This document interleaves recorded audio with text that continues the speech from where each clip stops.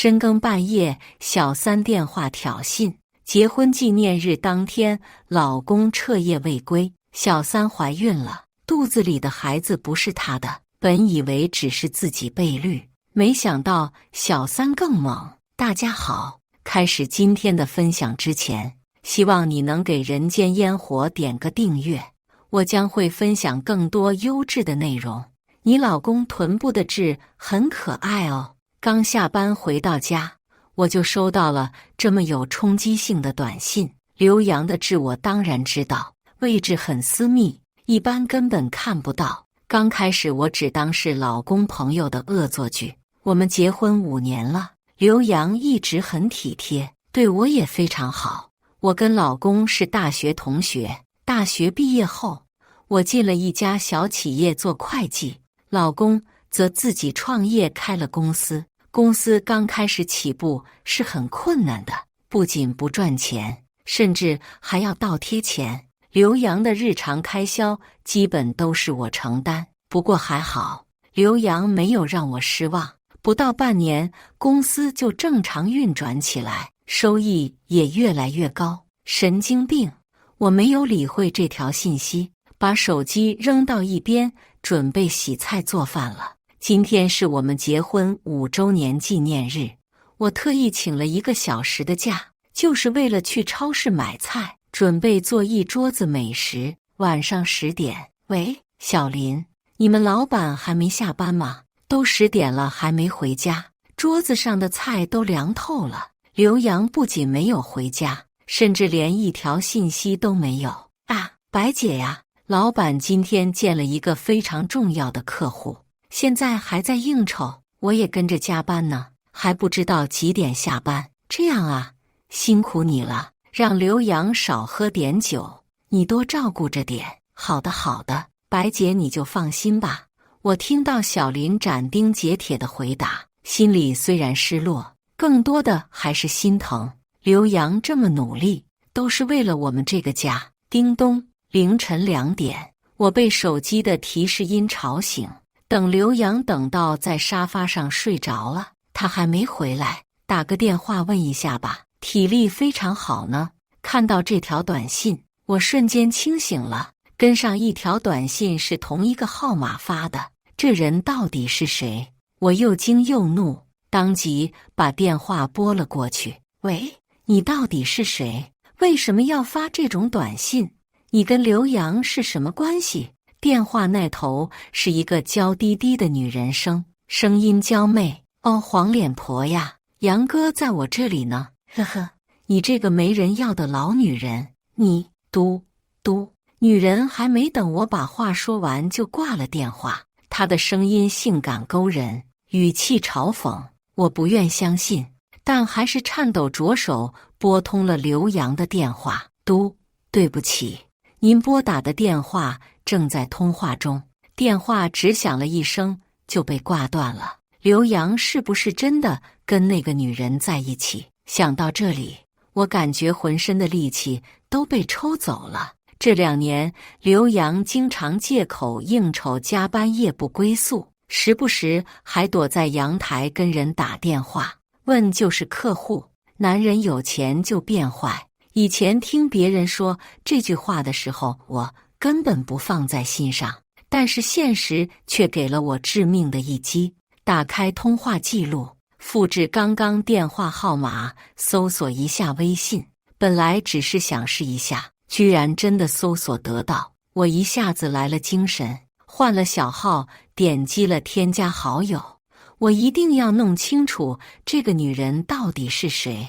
她既然敢给我打电话，肯定就能猜到我不会善罢甘休。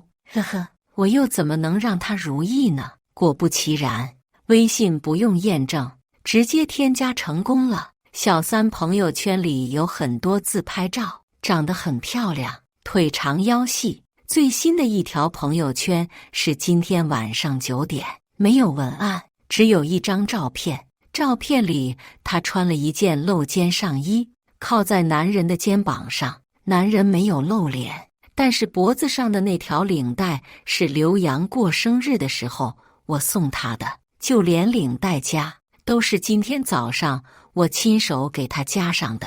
泪水不受控制地流了下来。我没有感到难过，只是觉得手脚冰冷，呼吸困难，颤抖着手往下翻了翻。他的朋友圈内容很多，几乎每天一条，每一条或多或少都会有刘洋的身影。跟我朝夕相伴的丈夫，我自认为亲密无间的人，甚至有时候一个星期都见不到一面的老公，原来每天都陪在另外一个女人身边，一夜无眠。第二天一早，刘洋不到6点就回来了。有时候也挺佩服他，每天公司家里女人家里3个地方来回跑。老公，你回来啦！尽管我心里厌恶至极，很想直接把手机甩到他脸上，质问这个女人是谁，但是这样解决不了任何问题，反而会让他把女人藏得更加严实。好累啊，老婆。刘洋把胳膊上搭着的外套挂在架子上，一把抱住了我，撒娇似的蹭蹭。从来不知道他的演技这么好，好到我甚至有点怀疑那个女人说的话的真实性。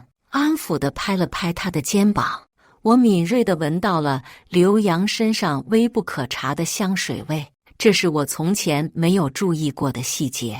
现在知道真相后，只觉得无比恶心。老公，昨天是我们5周年纪念日，我做了一桌子菜等你回来，你是不是忙忘了呀？借着说话的空当脱离了刘洋的怀抱，一想到刘洋昨天晚上是抱着别的女人的，我就忍不住发抖，再也不能维持表面平静。刘洋看了一眼餐桌的方向，只觉得我在为了纪念日的事情闹小脾气，没有过多怀疑。当然没忘，老婆，纪念日这么重要的日子我怎么会忘？礼物都准备好了，放在车上忘了拿，等我去拿一下。我僵硬地点了点头。原来他知道昨天是5周年纪念日，但昨天晚上还是在陪其他女人。刘洋很快回来了，手上果然多了一个礼盒。往年不是送我香水就是口红，这次看盒子的大小，应该还是那些东西。老婆，礼物送给你了，快看喜不喜欢。刘洋伸了个懒腰，昨晚应酬到2点，现在要困死了，我去洗个澡眯一会儿，等下还要去公司处理文件。我没有回应，只是拿着他送我的礼物出了神。盒子里是一条钻石项链，某品牌的爆款，单看钻石的大小应该也要10几万。为什么会知道这条项链？是因为之前跟闺蜜聊天的时候聊到了这个，她问我为什么刘洋赚这么多钱，为什么不买几件好看的首饰，平时出门也是素面朝天。屈指可数的几件大牌衣服还都是已经过季好几年的。我只是笑笑，创业那几年过得太艰难了，平时吃饭都要省着点，担心吃多了，久而久之就养成了节俭的习惯。现在就算看到很喜欢的，太贵了也会舍不得买。哎呀，知道你勤俭节约，但是男人赚了钱，女人就是要花，不然等哪天他在外面找了女人，把你省下来的钱都给别的女人花了，你不得气死啊！我老公虽然没有刘洋赚得多，但是上个月我过生日的时候送了我一条钻石项链，嘻嘻，很贵的，要5位数往上呢。那你看看好看吧？闺蜜边说边从抽屉里拿出了一个首饰盒，盒子上的 logo 跟刘洋今天送我的一模一样。当时闺蜜说的话仿佛一个响亮的耳光，重重地打在了我的脸上。拿起手机，女人肯定发现了我加了她的微信，但是却不发一言，也没有主动发信息询问。翻开她的朋友圈，最新的一条内容是在半个小时前，老公赚钱养家，我负责貌美如花，配图是刘洋离开的背影。我被这句话刺痛了双眼，昨天用了一整夜的时间把他的朋友圈翻了个底朝天。最早是在3年前，刘洋的身影才出现在他的朋友圈。看拍摄角度，应该是偷拍的，背景在海边。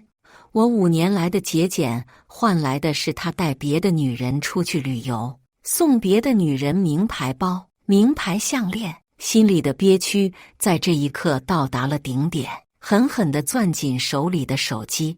我要让刘洋身败名裂，要让他为这5年的欺骗付出代价。仔细看了女人照片里的内容，屋内的摆设不像酒店，各种家具一应俱全，透过格局隐约能看出是幢别墅。如果刘洋半个小时前开车回的家，通过时间不难算出，那这个女人应该是被他养在了城西的景苑。我们家在城南靠市中心的位置，城东又都是些楼房、商品房，城北更不用说了，距离上半个小时根本不够回家。趁着刘洋睡觉的时间，我出了趟门。欣欣，这么早你怎么来了？闺蜜打了个哈欠，拉着我往屋里走。听到闺蜜的声音，我再也忍不住了，心里所有的委屈瞬间涌上心头，眼泪噼里啪啦地往下掉。佳佳，刘洋出轨了，我该怎么办？我该怎么办呢？林佳听我这么说，瞬间就炸了。什么？那个狗男人，妈的，老娘一定要去弄死他！说着，林佳就要往外冲。佳佳，不要去！白心，你怎么回事？他帽子都给你戴到头顶上了，你居然还护着他，你有点出息行不行？我拉着林佳的手，抹了妈脸上的眼泪。你去了也没有用，他们俩3年前就开始了。什么？林佳心疼地看着我，抽了张纸巾帮我把脸上的泪水擦干净。那你准备怎么办？就放着那对狗男女不管吗？不，我拿起手机，把那个女人昨天发的短信以及朋友圈的内容都给林佳看了。靠，这臭娘们挺能装啊！她是不是就等着你找刘洋闹离婚呢？算盘打得挺响啊！我点点头，对，佳佳，帮我找个侦探，把刘洋和这个女人的亲密照片都拍下来好吗？如果能拍到更私密的视频最好。对呀，林佳一拍桌子，到时候证据摆在面前，你再找个律师起诉刘洋婚内出轨。呵呵，看到时候刘洋流落街头之后，这臭娘们还跟不跟他？林佳大学学的就是新闻专业，现在虽然在家里当全职太太，但是多多少少还有些之前的人脉，这件事找他办再合适不过。佳佳，谢谢你。嗨，你跟我客气什么？你现在应该做的是回家好好休息，调整心态。我点了点头。没有关键证据的情况下，我肯定不能引起刘洋的怀疑。我准备回娘家待几天，现在看到刘洋那副惺惺作态的样子，我就恶心。回到家后，刘洋已经没在卧室睡觉了，简单收拾了一下行李，带了几件换洗衣服，就准备回家了。刘洋事业有成之后，非常大方的在我老家市里给买了套房子，房子有150平，精装修。我家除了我还有一个弟弟，我弟弟非常争气，博士毕业后进入了一家研究所上班，现在在京市也是有一套自己的房子。本想把我爸妈接过去一块生活的，爸妈不愿意，说是在老家也挺好的。我和我弟拧不过他们，就把他们接到了我的那套房子里。上高铁前才给刘洋发信息说我要回娘家，刘洋直接把电话打了回来。喂，白心，你怎么突然要回娘家了？就因为昨天结婚5周年纪念日没回家，你能不能不要这么任性？不是给你买礼物了吗？你还想怎么样？电话一接通，迎来的就是刘洋劈头盖脸的数落。我弟弟叫我回家的，他说家里有点事，曾经的温柔贴心也慢慢变成不耐烦。或许我再晚几天发现，等来的就是离婚协议书了。呵呵，那你怎么不提前跟我说一声？麻烦是真多。知道了。看着挂断的通话界面，我忍不住流下泪来。喂，欣欣，你怎么回来？我有些东西要给你看看。回家待的第7天早上，我接到了林家的电话，看来是他找的人拍到什么东西了。我现在就买票，下午就能到 B 市。好，那你可要快点回来，我拍到了一些好玩的东西，你绝对想不到。林家的语气带着幸灾乐祸，好像拍到了什么不得了的东西。他肯定不会嘲笑我，想必是拍到了那对狗男女的好事了。买了最近一班回 B 市的票，跟爸妈说了一声，我就走了，东西也没拿。回程的时间过得特别慢，下了高铁我就直奔林家家里。哈哈，回来的够快呀，快过了。你猜我发现了什么？林家比我还着急，早早的就在门口等我了。到底发现了什么？这么激动？来，我之前找了我一个做记者的朋友，他认识几个靠谱的侦探，帮忙查了一下那个小三的资料。原来这个女人老家是京市的，跟刘洋5年前就搞在一块了。没错，就是你们结婚的那年。他虽然已经做好了心理准备，但还是觉得喉咙被什么堵住了，发不出来声音。好了好了，知道你难过，你从现在开始就不要说话了，听我说完。这个女人的原名叫李岩，5年前改名叫李九，当时李九才刚18。刘洋真是个禽兽啊！不过刚开始他们俩应该就是简单的床上关系，真正变成情人关系是在3年前，就是刘洋开始出现在他朋友圈的时候。林家看了我一眼，顿了一下才继续说，为什么会变成情人关系呢？嗨，这个我看出了林家的为难，用眼神示意他继续往下说。李九在3年前6月份检查出来怀孕了，孩子是刘洋的。什么？这句话犹如晴天霹雳，把我劈得外焦里嫩。我和刘洋在一起5年都没有怀孕，李九跟他在3年前居然有个孩子。你先冷静一下，孩子没有生下来，4个多月的时候就流掉了。林家给我倒了一杯水，安抚地拍了拍我的肩膀。就是因为这个，刘洋才给了他一个稳定的住所，2个人的联系才变得密切起来。你看看这些照片。林家把手边的文件袋扔到了桌子上，几张照片从里面滑落。照片里，一个妙龄女子亲密地挽着一个中年男人的胳膊，其中有几张是这个女人或搂或亲那个中年男人。这是里面这个女人是李九。哈哈哈，真没想到这个女人野心不小。照片里那个油腻男是上市公司的老总，年收益上百亿的那种。最重要的是，这个老总是刘洋公司的合作伙伴，里面还有一些是李九和刘洋的亲密照。这个你就不用看了，有这些证据在手，就够让刘洋净身出户的了。我把照片重新装进了文件袋，没想到李九在做刘洋情人的同时还勾着其他男人，真不知道该说刘洋可笑还是可悲。不过最可笑的还是我这个原配夫人被人戴了这么多年绿帽子，最后还得小三亲自提醒才发现。欣欣，刘洋是不是周六周日从来没有夜不归宿？这个李九和那个上市公司的老总每周六都会在国宾开房，我老公刚好认识国宾的经理，你这周六就带上刘洋去捉奸。好，周5的时候我就跟刘洋说出去吃饭，呵呵，我也要让他品尝一下被人背叛的滋味。诺。林家递给了我一张纸条，上面写了一串数字，看起来像电话号码。这是那位上市公司老总的老婆，哈哈，我打听过了，那位老总家就在国宾附近，他老婆每周六都会约着姐妹出去做美容。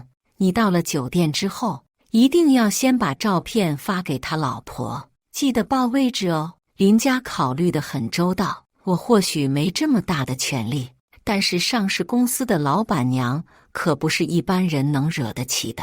佳佳，真的太谢谢你了，没有你我真的不知道该怎么办。说着，眼泪又控制不住地流了出来。欣欣，你是我最好的朋友，遇到了这种事情，谁都做不到平心静气地去解决。能帮到你，我很高兴，真的。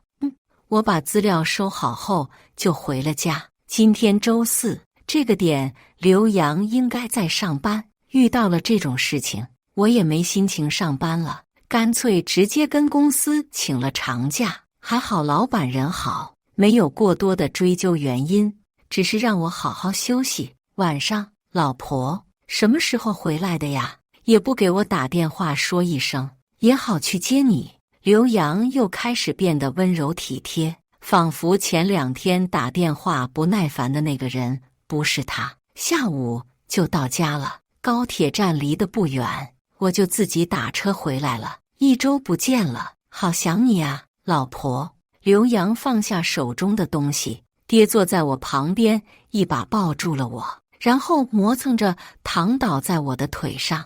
我强忍着心里的恶心，像往常一样帮他按摩头部，捏捏肩膀。老公，我们这周六出去看个电影吧。结婚这么多年了，你一直在忙，我们还从来没有一起看过电影呢。好啊，老婆。刘洋坐起身，边打开手机边说，刚好看看附近有没有好吃的餐厅，我们看完电影再一起吃个饭。行，餐厅这些就我来准备吧，你也不知道我喜欢吃什么菜。那行吧。刘洋关上手机，站起来伸了个懒腰，我先去洗个澡，这么久不见了，晚上老公要好好疼疼你哦。我被他说的这句话恶心的不行，看来今天晚上怎么都不能在家睡觉了，赶紧给佳佳发个信息，让她帮忙解围。正想着，突然看到了刘洋放在桌子上的手机。结婚5年来，我从来没有查过他的手机，足够信任，也足够愚蠢。听着浴室里的水声，我拿起刘洋的手机，准备试一下能不能打开。记得刚在一起的时候，刘洋就跟我说过他的手机密码。虽然我从没看过他的手机，但是密码可没忘。输入密码871227，解锁成功。打开微信，搜索了一下李九的微信名，真的有他。九儿，哥哥，你什么时候跟那个黄脸婆离婚啊？我都等了3年了，你什么时候才能给我和我肚子里的孩子一个名分？肚子里的孩子，刘洋，别急，他现在回娘家了，等他回来，我就跟他提离婚。毕竟跟了我这么久，离婚财产分割不是件容易的事。九儿，财产分割，白欣跟你结婚这么久都没怀孕，是不是不能生啊？直接让她净身出户不就好了？你可得给咱们的宝宝多留点钱。刘洋，好，钱都留给我的2个宝宝，我找机会让他签下放弃财产的合同。九儿，哥哥最好了。九儿，等哥哥的好消息哦。我越看越心寒，怪不得刘洋的态度突然变好了，原来他想跟我离婚，还想让我净身出户，一口一个哥哥，看得我真心作呕。可惜你们高兴的日子不多了。大概看了一下聊天记录，拍了几张他们的聊天截图，正准备退出微信，把手机放回原位的时候，一个聊天框吸引了我的注意。财务小李，刘总，审计过2天就要过来查账了，之前开的单子您记得签字。刘洋，明天上了班赶快给我拿过来，绝对不能被不相干的人发现。财务小李，明白。这刘洋不会还干过偷税漏税这种违法行为吧？老婆，我忘记拿睡衣了，你去帮我拿一件呗。我正在思考这件事的真实性。刘洋的声音瞬间把我拉回现实。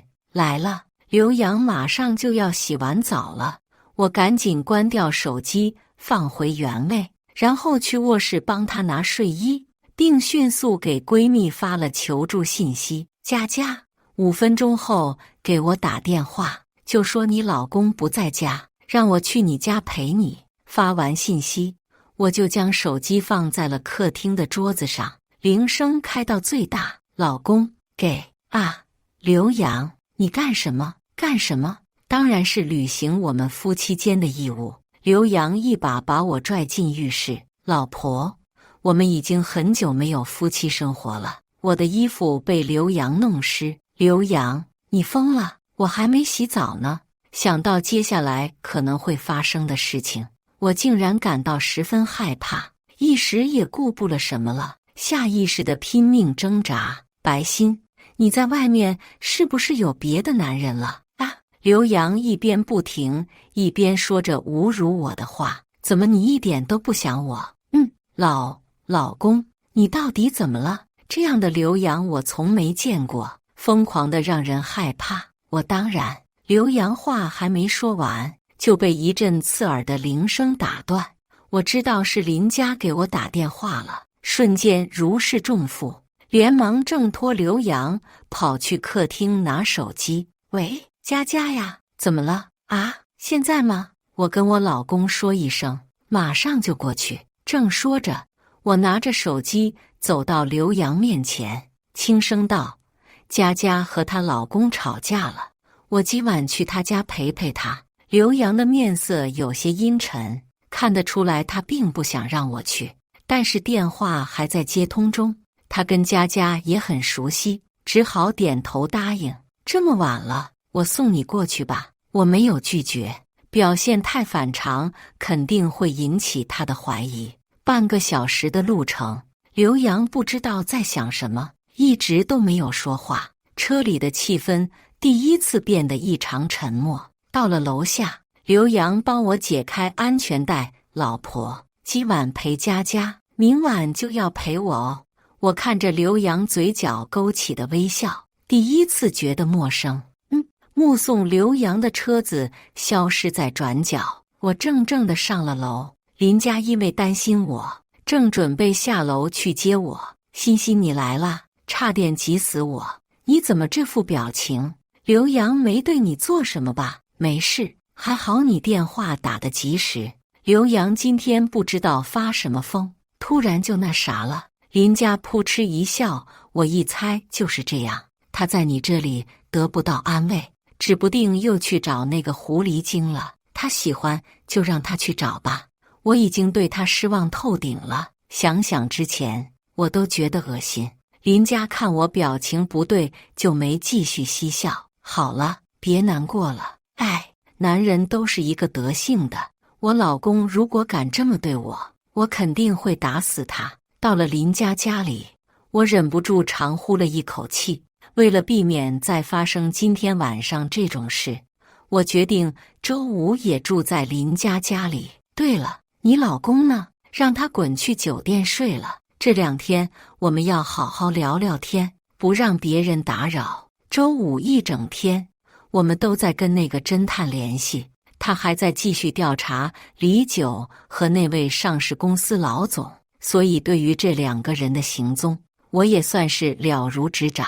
晚上，我正和林佳研究侦探提供的资料，刘洋的电话突然打了过来。老婆，今晚记得回家哦，别忘了我们昨天的约定。刘洋的声音通过话筒传到我这边，显得非常有磁性。也不怪李九能看上他这个小资公司的老板，肥肉吃多了也想吃点清淡的。刘洋长得算帅气，体型也保持得很完美，比起大腹便便的资产大亨，不知道好多少倍。我正不知道怎么办，林佳一把手机抢了过去。喂，老刘啊，我林佳，昨天晚上我就跟欣欣说了，让她多陪我2天，她非说要问问你怎么样，你应该没意见吧？林佳打电话边对我眨了眨眼睛，我没忍住笑了一下。行了行了，我们认识的时间可比你早多了，欣欣这5年都在陪你，陪我2天不行啊？好好，放心吧，周六肯定把你老婆还给你。说着，林佳又把手机递给了我，欣欣，你老公要跟你说话呢。七，这么大的人了，我还能拐跑了不成？我笑了笑，接过电话，老公，佳佳非要你再陪她1晚，我说不过她。老婆，周六一定要回家呀，我会想你的。我忍着心里的反胃，说了句好。时间很快就到了周六，我早早的回了家。卧室里没有刘洋的身影，看来又去了李九那里，不在家刚好，还能睡个回笼觉。再次醒来，已经10点多了。起床敷个面膜，顺便打开了我自己的专属衣柜，里面全部都是时尚漂亮的衣服，不过有很多款式都已经过时了。我选了半天，最后选定了一条白色的无袖长裙，用心画了一个精致的妆容。这几年我虽说疏于打扮，可在皮肤管理上没少费心思，虽然比不上18岁的小女孩，但是比同龄人显年轻，比小姑娘有气质。几年没化妆出门了，今天这个状态非常好。化完妆收拾东西时，正好翻到了刘洋送我的那条项链，拿出来比了一下，跟我今天的衣服出奇的搭配。银色的项链衬得我的肌肤更加白皙，看上去迷人且性感。不自觉地抚摸了一下脖颈的项链，锁骨处细腻的肌肤和粗糙的手指在镜子中形成了鲜明的对比。可惜手可以慢慢养好，搓磨掉的青春再也回不来了。收拾好后，我打开手机看了一下时间，已经中午12点了，早饭也没吃，可以下楼吃个早饭加午饭。出了小区再走10分钟，旁边有个大商场，之前经常在里面买菜，今天过来尝尝这的早餐。过了今天，不知道以后还有没有机会再来这边了。吃过饭，我没有回家，随便找了个咖啡店，点了杯咖啡，差点把今天的正事忘了。电影票和酒店还没订呢，手机上随便找了个电影，看了一下简介，一部搞笑片电影，时间是下午5点的，时长不到2个小时。国宾的酒店很难订，正常情况下需要打电话预约，我们有后门，就方便得多了。一切准备就绪，给佳佳发了个信息，确定了一下李九和上市公司老总开房的大概时间，又在酒店附近订了个餐厅，当然花的都是刘洋的钱。佳佳，国宾的经理随便把客人信息透露给外人，会不会对他的工作有影响？这个你放心，国宾的老板是上市公司老总老婆的弟弟，早在之前他就发现他这个姐夫背地里不老实，给他姐戴绿帽子，但是一直找不到机会跟他姐明说，我们这样做还算帮他忙了。不用担心，那就好，不会连累到别人就行。我不希望我跟刘洋的事情牵扯到其他无辜的人，几个人的账我们自己算清就行。下午4点，看了下时间，我放下手里的书，给刘洋打了个电话。喂，老公，你今天一整天都没在家，去干什么了呀？公司有一件事情，现在已经处理完了。怎么了？刘洋的声音有点沙哑，语气又重新恢复成了之前的不耐烦。我之前一直以为是公司的事情，把他压得喘不过气。我们说好的呀，今天要出去看个电影。老公，你不会忘了吧？我尽量用温柔的语气跟他说话。约定好的事情，他忘了也不是1次2次了。但是这次不能跟之前一样不了了之，耽误了我的大计。知道了。现在就回去。计划顺利进行，我不想坐刘洋的车，自己就先打车去了电影院。走之前给刘洋发了个定位，让他自己过去。下午的阳光已经不再强烈，余温只够染红了围在他周围的云彩。我对刘洋的爱也随着他的背叛渐渐烟消云散，只怪我对他过于信任，也对自己过于自负。时光易老，爱情也有保鲜期，男人给的爱本就不多，我却像断水的鱼拼命汲取着只够维持一口的氧气。到了，司机的声音一下打断了我的思绪。看了下时间，下午4点45。原来从我家到电影院的距离，开车不过25分钟，电影还有15分钟开场。我看了一眼手机，没有任何信息，正想打个电话问问刘洋到哪里了，就收到了他给我发的微信。看到你了。我抬起头，刚好跟刘洋对视，他看到我也怔了一下，眼睛划过一抹惊艳。妥了，电影还有15分钟就要开场，我们先进去吧。刘洋没有回答，只是一直盯着我看。老公，我抬起手在他眼前晃了晃。老婆，刘洋一把抓住我的手，你真美。今天进行的出乎意料的顺利。看过电影，我们就按计划去了那家餐厅。吃饭的时候，刘洋就开始对我动手。我强忍着恶心，告诉他在旁边的酒店订了房间。白心，真没想到你还挺上道，就这么迫不及待吗？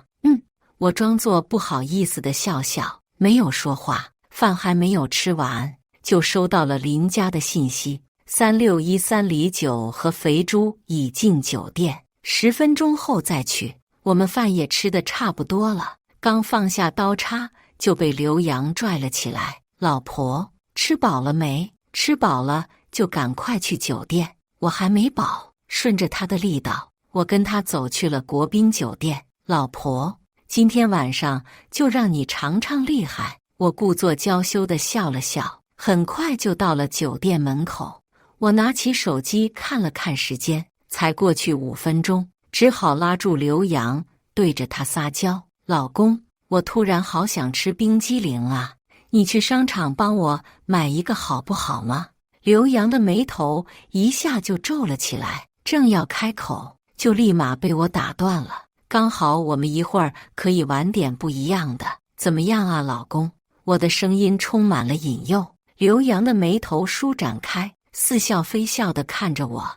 好，我去给你买。欣欣，一会儿不要让我失望哦。我点点头，看着刘洋的背影消失在商场入口，我立马给老总夫人打了通电话，简单的说了一下具体发生了什么事情，随即就把照片发给了他。夫人看了照片，自然是怒不可遏，要了位置就准备杀过来。我的目的达成了，什么冰激凌当然就不重要了。先一步进了酒店，经理早就在服务台等着我了。白小姐，您是在网上预订了房间是吗？这边给您安排好了，房号3613，这是房卡，请您收好。说着就递给了我一张精致的卡片以及一把钥匙。我接过卡片，发现服务台只有经理一个人在，立马就明白了他的意思。好的，谢谢，我要再等个人。刘洋在商场转了一圈，没见到有卖冰激凌的，没多久就失去了耐心，掏出手机，打开微信发了条信息，就走出了商场。我这边也收到了刘洋的信息，看了下时间，老总夫人应该也快到了。又等了一会儿，刘洋皱着眉头回来，看到我手上拿着的房卡，才没发火。商场里没找到冰激凌，我们先上去，到房间再说。电梯里，我见刘洋还有些生气，也没管他，反正待会儿还有更激的，到时候他就气不出来了。呵呵，到了房间门口，我安抚地摸了摸刘洋的胳膊，笑道：好啦，老公，不要生气嘛，反正一会儿还有更好的。说着，我把房卡递给了刘洋，由他开门。滴，房间锁被打开的提示音响起，刘洋紧握住门把手，猛地把门打开。呼呼，房间里的两位也许是太过投入，都没有发现屋里多了2个人。我假装惊讶地捂住了嘴，一把抓住了刘洋的胳膊，顺带观察他的反应。只见刘洋从刚开始的惊讶到了然，再到不敢相信，直到最后变成了愤怒。如果不是亲眼所见，我还真不知道原来人的面部表情可以如此丰富。你们臭婊子，敢勾我男人，老娘要杀了你！刘洋的话还没说完，就被一个重量级的富婆推到了一边。我连忙扶住刘洋，继续看那边的好戏。李九还没停下来，就被富婆扇了耳光。王道国，老娘一直知道你不老实，没想到你还真敢背着我在外面偷吃。你别忘了，你现在这么风光，靠的可全都是我父母。李九被扇了一巴掌之后还有点猛，这会儿趁着2人在一边撕扯，没人注意到自己，连忙套上衣服就想溜之大吉。没想到抬头就看到了处在门口脸色铁青的刘洋。杨哥，你怎么？不是，杨哥，你听我解释。够了！刘洋或许是想到了我还在这里，连忙出声打断了李九。我哪能让年度大戏就这么不了了之？赶紧站出来惊讶道：老公，怎么你跟这位小姐认识吗？哎，这位小姐的声音怎么有点耳熟呢？李九看到我，先是非常惊讶，听到我说的话之后，好像想到了什么，连忙收起表情，整理了一下衣服。杨哥，对不起，你听我解释，事情绝对不是你看到的这个样子。我约这位老总出来，只是为了你公司的那份合同，我是为了你好啊，也是为了我们的孩子。刘洋一巴掌甩到了李九脸上，打得他说不出话来。你少在这里诬陷我，在我公司上班还想让我给你背锅，如意算盘打得不错呀。谁知道你肚子里怀的谁的野种？后面正在教训油腻老总的富婆听到这句话也停下了动作，狠狠地瞪了一眼从开始到现在一句话都没说的男人，然后走了过来。小兄弟，我赞同你这句话，像这种不知廉耻专门勾有妇之夫的女人，谁知道她肚子里怀的是哪家的种？这位是你老婆吧？小姑娘，回去好好查查你老公是不是也背着你养了只狐狸，说不定面前这只就是。说完，拎起扔在地上的包，走出了酒店。此时那位王总也已经穿好衣服整理完了，走过来拍了拍刘洋的肩膀，意味深长地看了他们2个一眼，面上淡定的好像被人撞破这种尴尬的事情不是发生在他身上一样。刘洋瞪着李九，李九则是恨恨地看着我。这次这场闹剧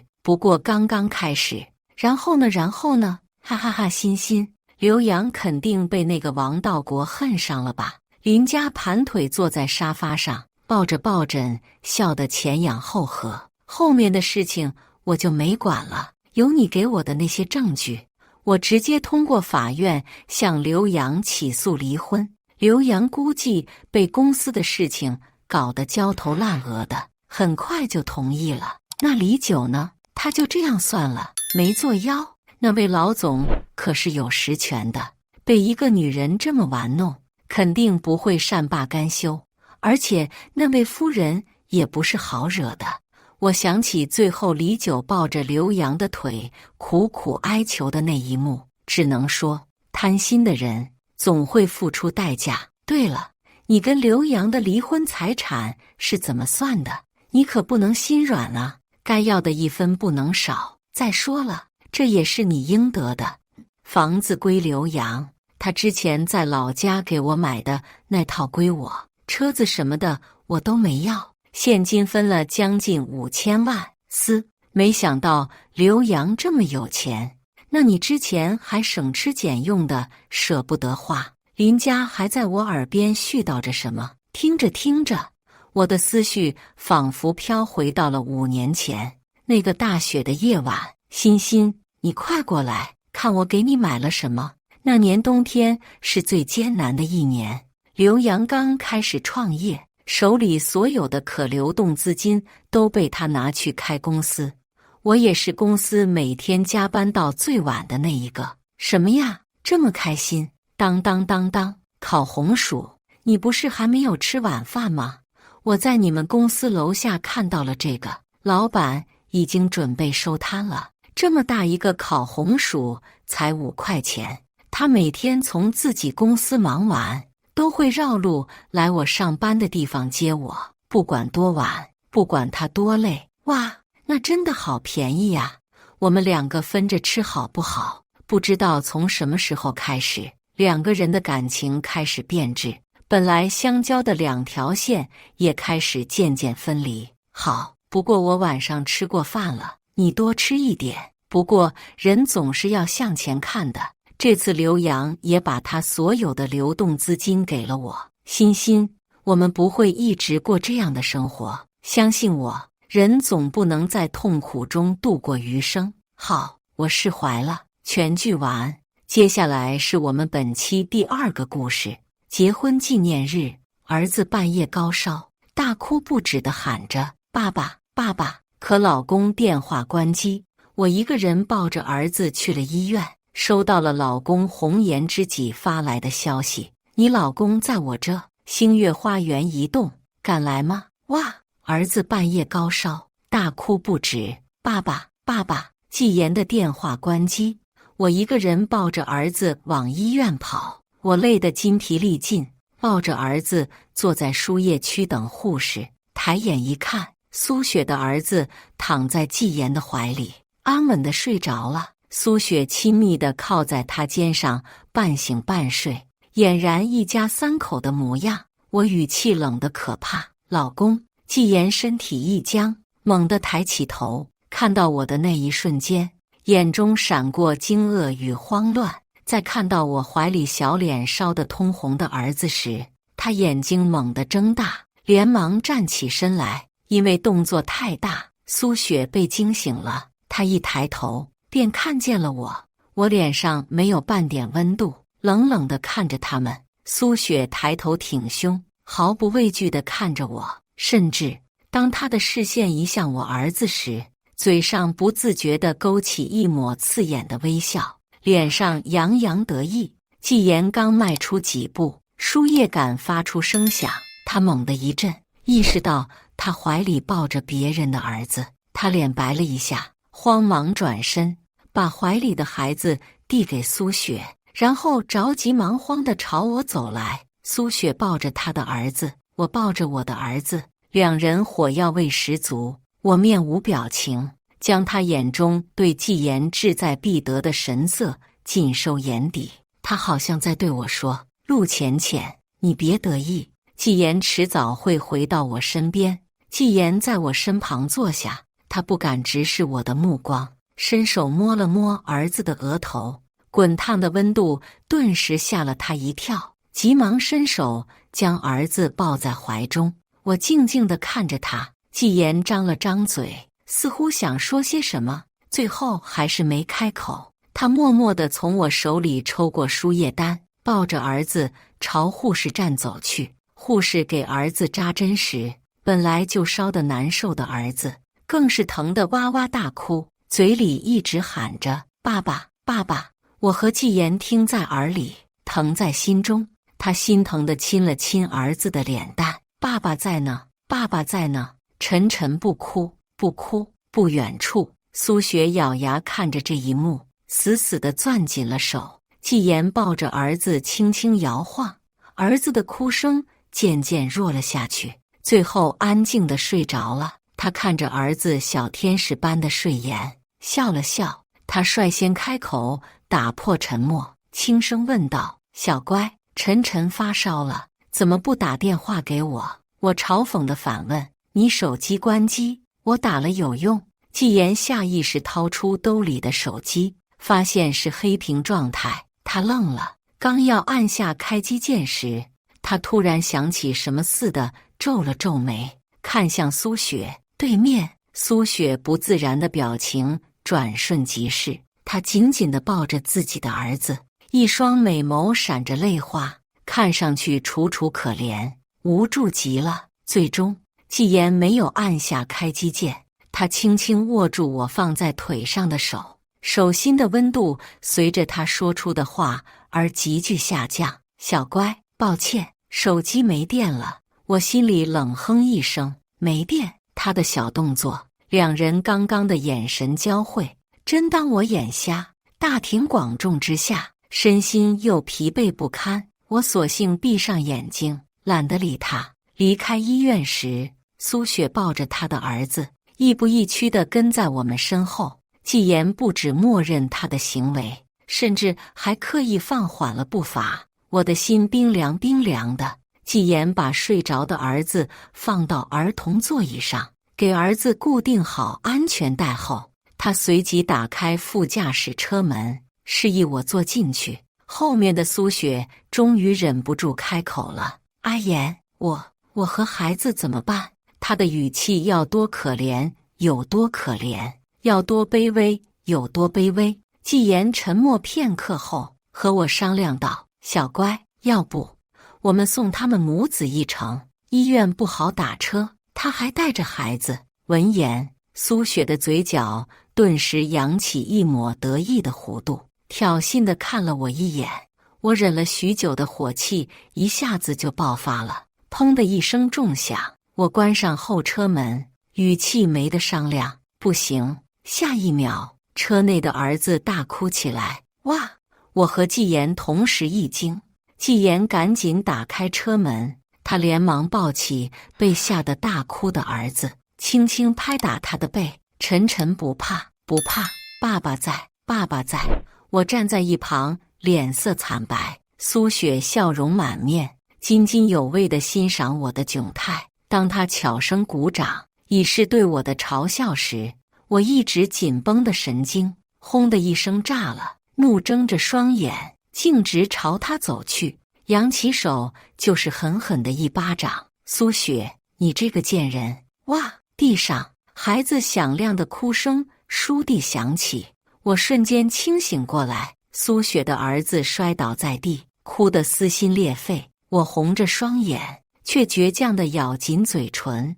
这边的动静惊动了纪言，他立马跑过来，抱起地上的孩子。苏雪捂着红肿的脸颊，委屈地朝他伸出手，泪眼婆娑：“阿言，他打得我好疼。”纪言伸出手的那一刻，脑海中浮现了刚刚苏雪抱着他手臂睡着的情景。我怒了，上前狠狠拍开他的手背，怒吼道：“不许碰他！”纪言白皙的手背立刻红了一片，怀里的孩子再次哇哇大哭。他的脸沉了下来，斥责道：“陆浅浅，你发什么疯？发疯！”孩子一声声熟练地哭喊着：“季叔叔。”苏雪回国之后，她背着我到底见了他们母子多少次？我冷笑一声：“纪言，我发疯也是你逼的。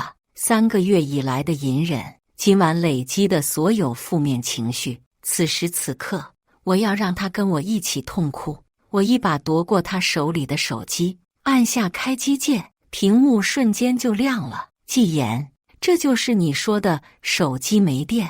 我愤怒地指着苏雪：“他关掉你的手机，我找不到你。儿子高烧不退，我急得团团转，到头来你竟然维护他，发烧的可是你儿子。”纪言哑口无言，他放下孩子，神情紧张地走过来：“小乖，我往后退。”嘴上毫不留情，直戳他的痛处。“纪言，难道你忘了当年苏雪当着众人的面抛弃你，当场跟着富二代走了？难道你忘了那个富二代搂着苏雪讽刺你穷？难道你忘了你拉住苏雪的手试图挽留她，她却连头都不回？”纪言的脚步狠狠顿住，瞳孔骤然收缩，呼吸瞬间急促。苏雪的脸色更是白得吓人，我心中畅快至极，也可悲至极。他痛，说明他还爱。他刚回国，你就迫不及待地跟狗一样贴上去。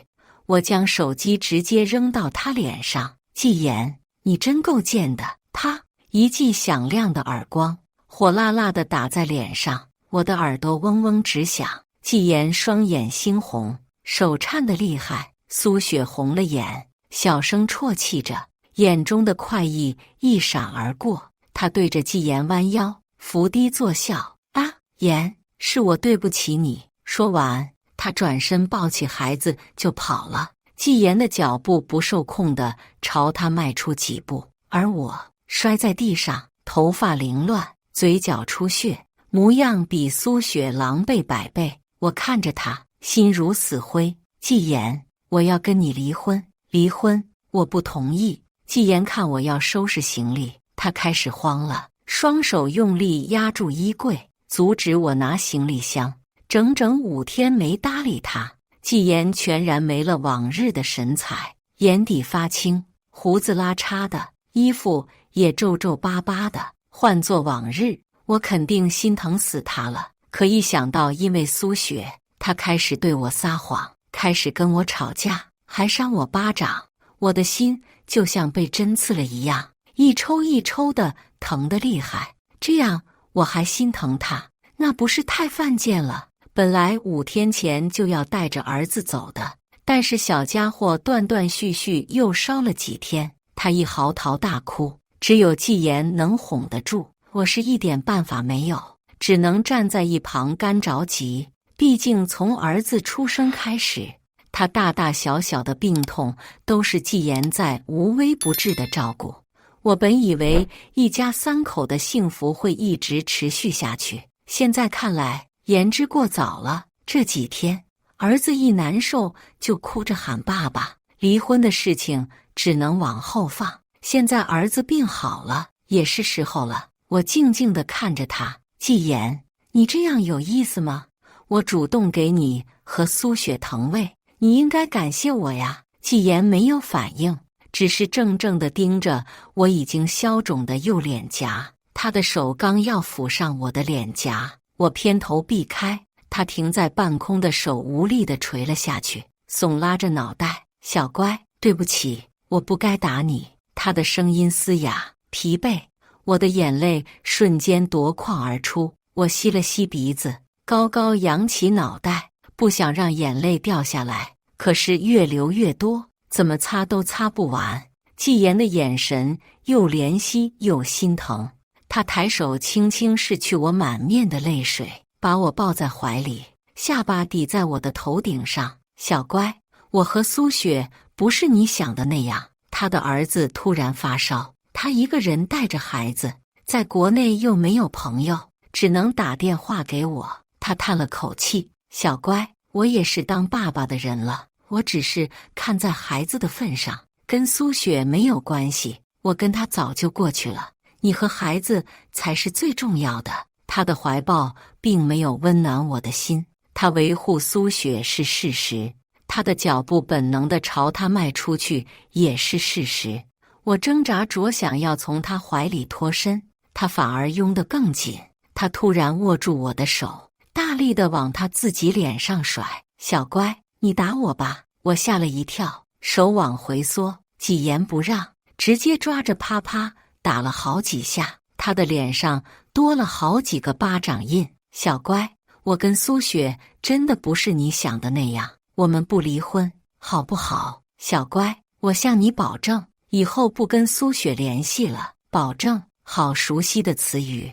我突然想起他和苏雪被记者偷拍的那张照片。最终，纪言还是背着我去了机场接机。不巧的是，他和苏雪母子被记者偷拍，2大1小的合照，第2天就赫然登上了娱乐版头条。纪言这几年事业发展得很好，是资本界青睐的科技新贵，而他本人因为太过于低调，成为了媒体记者热衷的对象。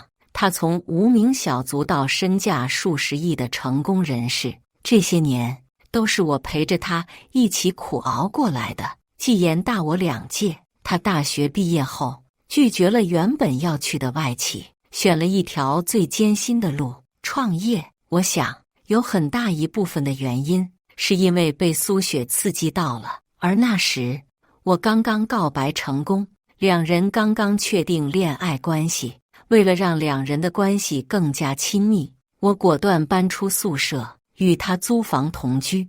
他每次应酬喝醉酒回来，我给他脱鞋脱袜，用热毛巾给他擦脸，哄着他喝醒酒汤。创业初期，我在公司包揽大小杂物，为了节省开支，我恨不得1分钱掰开2瓣花，最后落了个抠门老板娘的称号。大4那年开花结果，季言拿到了第1笔天使投资，他的事业从此一帆风顺，节节高升。而我，儿子出生后选择了退出，当全职太太。那天，我躺在沙发上玩手机，他陪着儿子坐在地板上玩玩具。如果不是两人的手机同时弹出他的娱乐新闻，真的是特别温馨的画面。科技新贵一家3口现身机场，夫妻挽手大秀恩爱。他当时的表情既慌张又尴尬。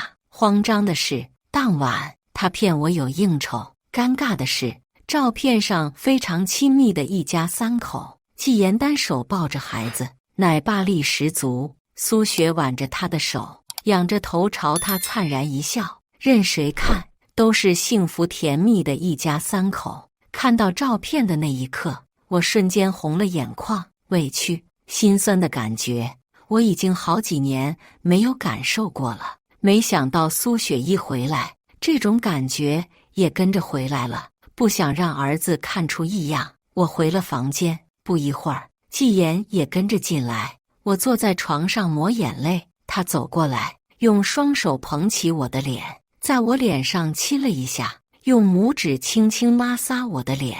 小乖，他在国内没有朋友，我只是去接机，你别胡思乱想。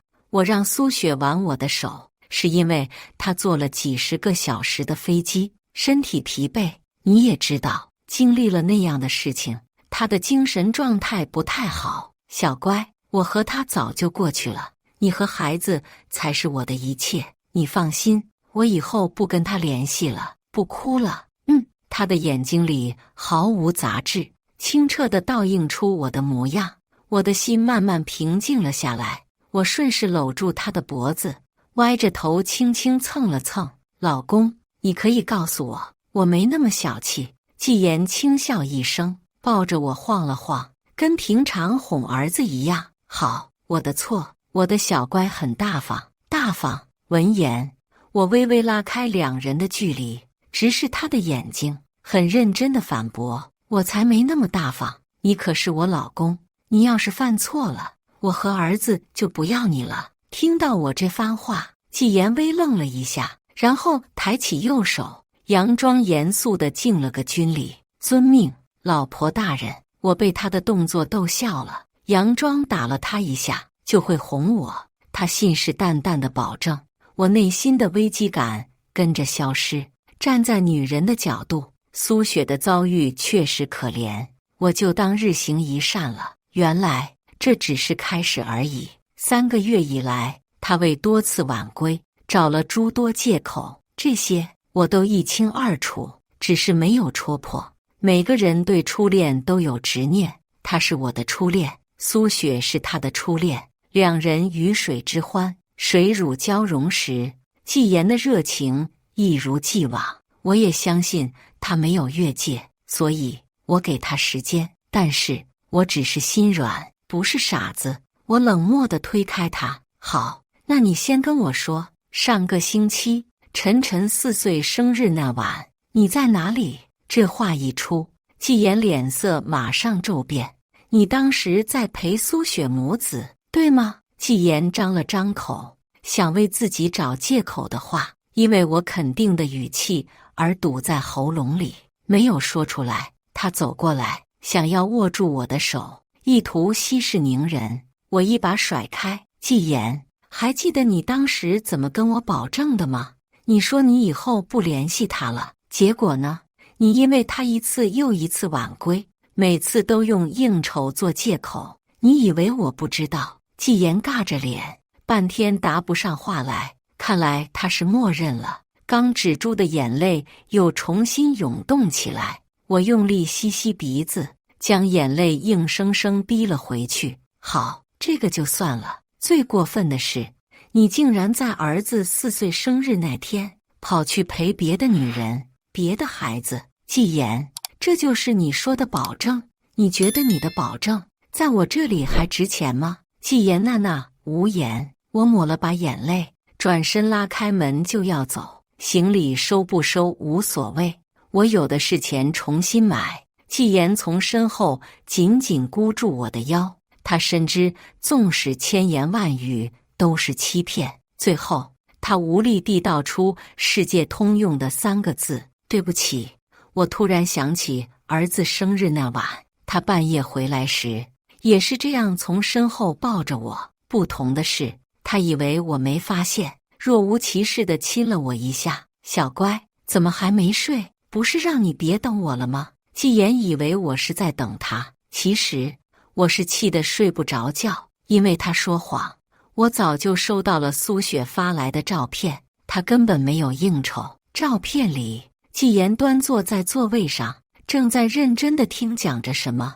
他挺拔的身躯总是很容易让人在人群中注意到他，脑子想都不用想就知道他在给谁开家长会。这还不算，苏雪还发来了耀武扬威的短信：浅浅，听说你儿子今天生日，抱歉哦，阿言在帮我儿子开家长会，看时间他应该赶不回去了。结果季言真的没有回来陪儿子过生日。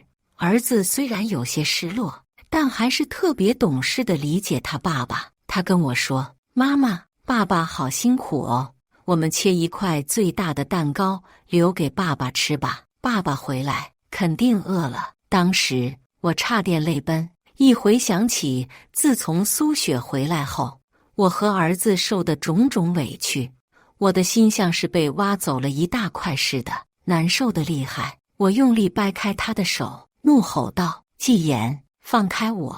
既然迟早都是别人的老公，长痛不如短痛，早点分开吧。我越挣扎，季言勒得越紧。我不同意离婚，那就法院见。季言握住我的肩膀，把我转过来，看着我的眼睛说：小乖，你相信我，我跟苏雪真的没什么。晨晨生日那天，苏雪临时打电话给我，说他儿子要开家长会，请我帮个忙。小乖，那孩子没了爸爸，国内这方面又保守，我只是看在孩子的份上过去。我用力甩开他的手，冷着脸嘲讽道：家长会要开到半夜。季言又噎住了，天天拿孩子当借口。季言，你有意思不？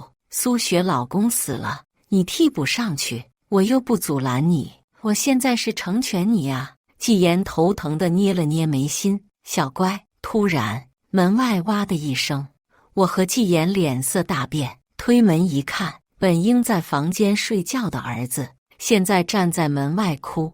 儿子不知在门外听到了多少，嘴里一直哭喊着：哇，爸爸妈妈别离婚。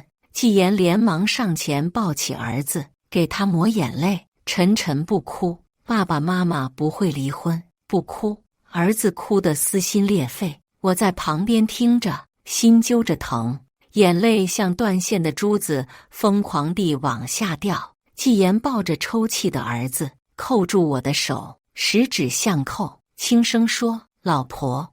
本就还没好全的儿子哭得满脸通红，他一手紧紧攥着季言的衣服，另一只手紧紧攥住我的，圆圆的眼眶里蓄满了泪水。又长又浓密的睫毛轻轻一眨，大颗的眼泪便往下掉，嘴里可怜兮兮地喊着爸爸妈妈。我妥协了，可苏雪不高兴了，怒气冲冲找上门来：陆浅浅，你为什么不放手？他一副兴师问罪的样子，让我觉得可笑。明明我是原配，他才是小三。我优雅地抿了一口咖啡。苏雪，知三当三，你还觉得挺光荣？苏雪闻言，脸色变得无比难看。此时，她注意到我的目光时不时落到她脖子的项链上，她顿时扬了扬眉，笑得肆意张扬。她摸着项链，脸上浮起了一层令人作呕的红晕。哎呀，我记得这条项链是阿言送给我的呢，还是当年的限量款呢？让我想想，阿言是什么时候送的呢？他脸上装模作样的思考一会儿，然后装出一副恍然大悟的样子。哦，我想起来了，阿言是情人节那天送给我的呢。他端起咖啡轻抿一口，脸上洋溢着极为幸福的模样。是情人节哦。我出神地盯着那条项链，陷入了回忆。叮咚，你好，你的外卖到了。我揉着睡眼朦胧的眼睛，嘴里嚷嚷道：“来了！”我开门一看，是季言。他戴着外卖头盔，一手拿着我的外卖，一手拿着手机。他低头盯着手机屏幕，似乎在抢外卖订单。咦，学长！季言抬头看见我，先是愣了一下，然后微微一笑，把外卖递给我。小学妹，你的外卖到了，记得给个好评。他匆匆说了句再见，又风尘仆仆地继续送下一单。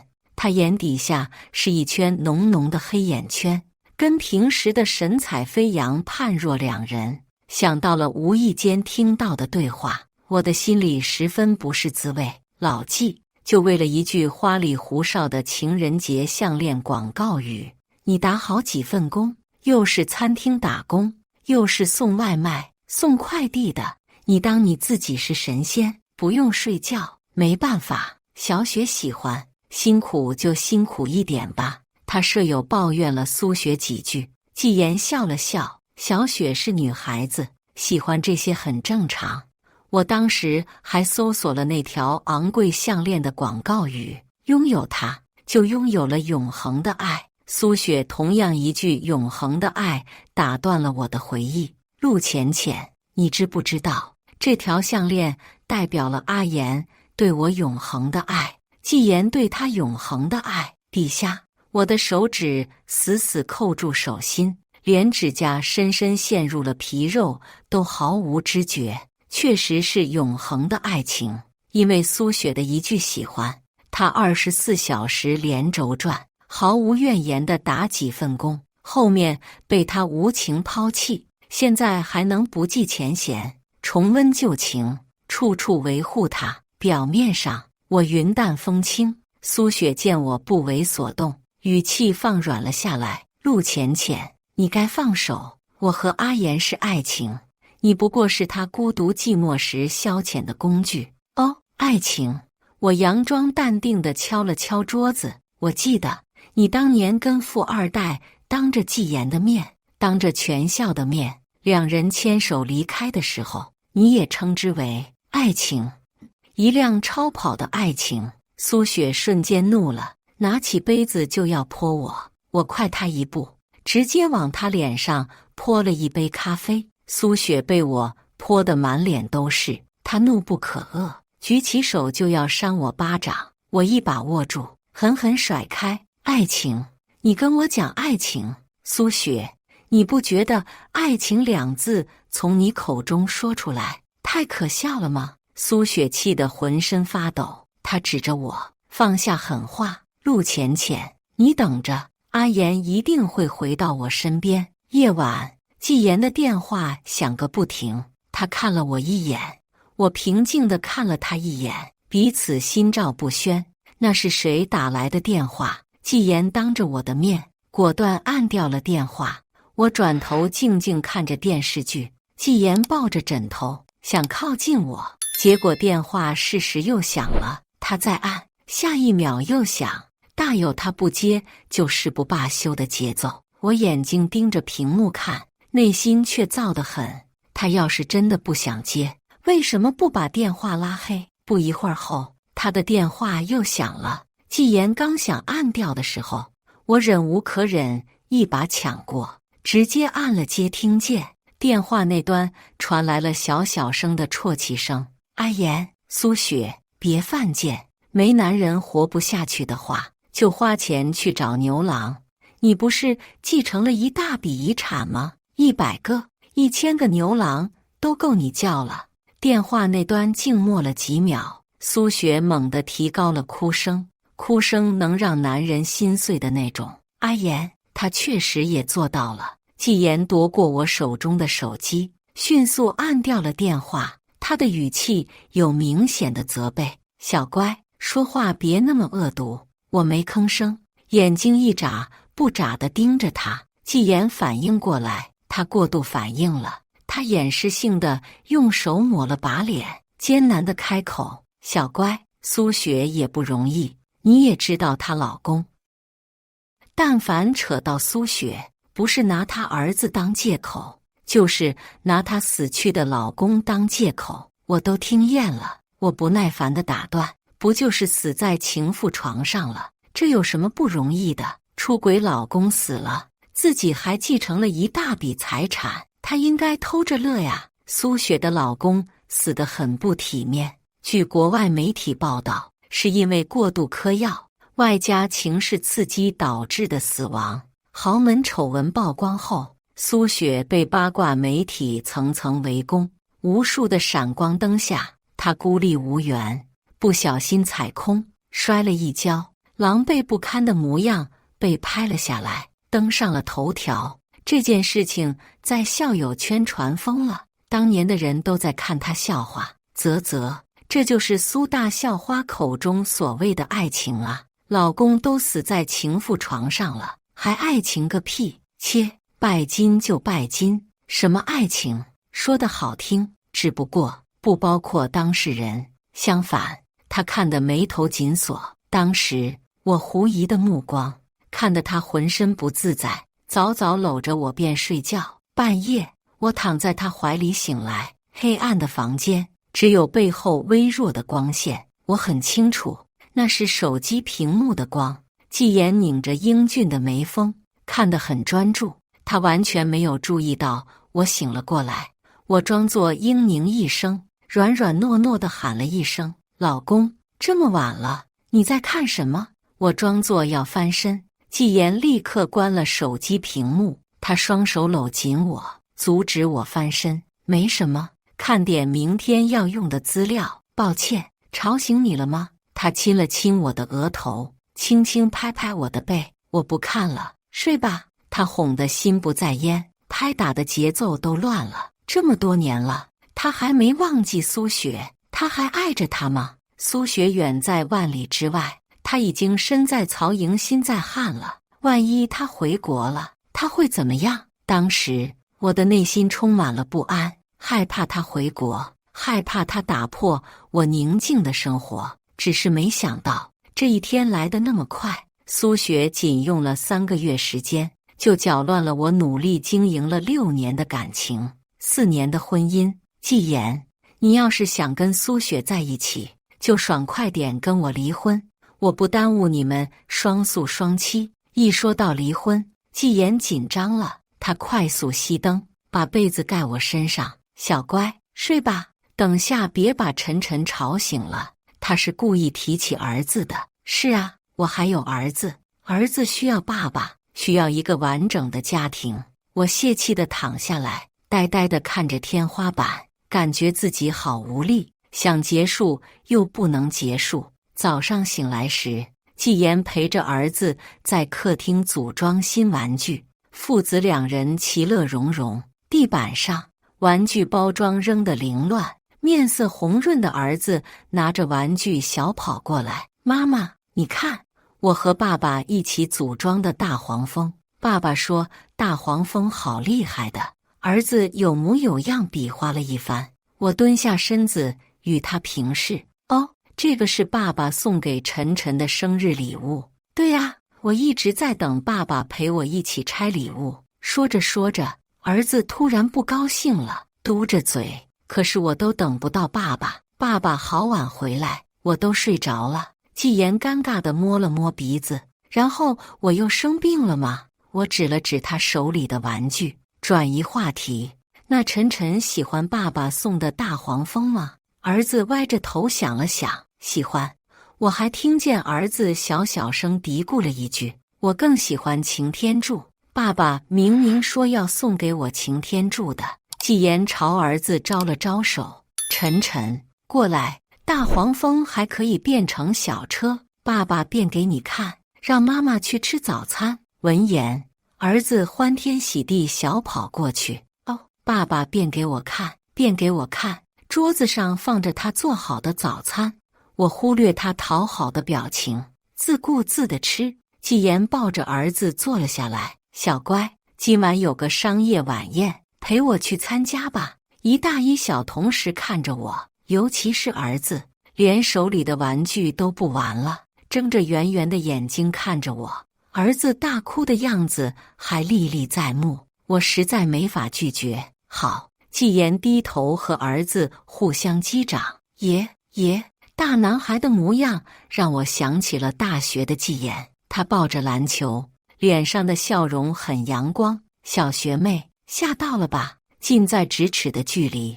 我脸颊微微泛红，双手紧紧抱着书籍，说话结结巴巴的。没，谢学长。季言轻笑一声，摸了摸我的头。你真可爱。下午我精心打扮完，正等着他来接的时候，手机弹出一条微信：小乖，晚宴取消了，我忙完后早点回来。我没有多想，回了句好。看着镜子中妆容精致的自己，觉得卸掉怪可惜的，干脆换了件舒适的衣服，带着儿子出去吃大餐。美美的跟儿子饱餐一顿后，母子俩手牵着手在街上闲逛，走着走着，一对情侣吸引了我的注意。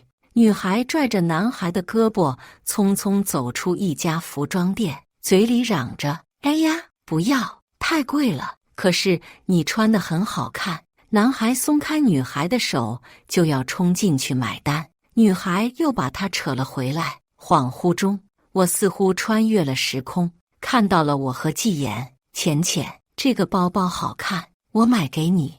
我抬头一看是名牌店，连忙摆摆手，太贵了，我不要。别担心，一个包包，你男朋友我还负担得起。下一秒，他抬脚就要进去，我急忙拉住他的手，硬拖着他往前走。不要了，买包包的钱都可以发好几个人的工资了。忽然，他猛地一用力，把我拽到了怀里，他抱着我，下巴轻轻蹭着我的额头，轻叹：“浅浅，你怎么那么乖呢？以后叫你小乖好不好？”小乖，小乖。跟苏雪相比，我是不是太心疼她了，让她没有产生那种刻骨铭心的记忆？妈妈，你在看什么呀？儿子晃了晃我的手，舔着冰淇淋，好奇地看着我。突然，儿子指着前面的一家玩具店，惊呼道：“哦，妈妈，玩具店耶！”他松开我的手，兴奋地跑过去。21点，季言准时到家，儿子迫不及待拉着他干活，要组装他的新玩具。我回房间洗澡，不打扰他们的父子时光。他揉着酸胀的脖子回房时，我的心莫名就软了，下意识递给他衣服。晨晨折腾你了吧？季言的眼睛惊喜地亮了。争吵以来，我第一次用温和的语气跟他讲话。他飞快啄了一下我的嘴唇。小乖，不生气了。我不自然地推了推他。洗澡去。季言拿着衣服，笑得灿烂。遵命。看着他的背影，我深深叹了口气，自言自语道：“陆浅浅，你真是不争气啊！刚才那一吻。”他感受到了我态度的软化。洗完澡后，他猴急地上床，急不可耐地把我压在身下。我还没反应过来，密密麻麻的热吻已经落在我的颈间。小乖，你好香！我被他吻得意乱情迷。他的唇快要贴上我的唇时，我低喘着气，靠仅存的一点意志力，用双指及时止住他。季言眼里染了情欲，声音暗哑的厉害：“小乖，怎么了？”我很认真地问：“老公，这里是我的专属吗？”他握住我的手，虔诚地吻了吻，坦然地直视我，语气很肯定。当然，他吻了上来。我闭上眼睛，任他亲吻。第二天，我腰酸背痛地醒来，切身体会到了男人真的不能饿太久。说曹操，曹操到。季言发来了微信：“小乖，起来了吗？今晚别让阿姨准备晚饭，我定了位，带你和晨晨出去吃。”刚发出一个好字，新鲜滚烫的娱乐头条便跳了出来：科技新贵与知名女企业家共赴晚宴，两人亲密搂腰的、四目相对的、面带笑容的照片一张张跳了出来。我死死攥紧了手机，昨晚尚存的温情急速褪去，只剩下冰窖般的寒冷。